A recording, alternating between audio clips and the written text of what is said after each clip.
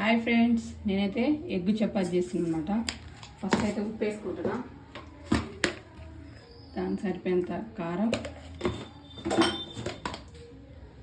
పసుపు, ధనియాల పొడి.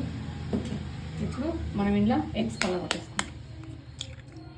ఎగ్స్ పలగొట్టుకొని మనం ఇవన్నీ ఇట్లా అంతా మంచిగా కలుపుకోవాలండి. ఇదంతా పెనం మీద ఇట్లా నూనె పోసుకోవాలండి. దాని తర్వాత మనం ఇందాకంతా కలుపుకున్నాం కదా ఎగ్,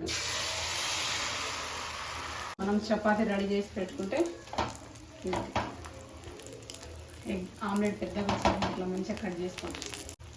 ఇట్లా నూనె వేసుకుంటా చేయడమే చపాతీ ఎగ్ రెడీ. చాలా టేస్ట్గా ఉంటుందండి. నాకు కర్రీ అట్లా లేనట్టు ఇట్లా చేసుకొని తినాలి. చాలా టేస్ట్గా ఉంటుంది అనమాట. ఇంతే పిల్లలకైతే ఇష్టం ఉంటుంది అనమాట.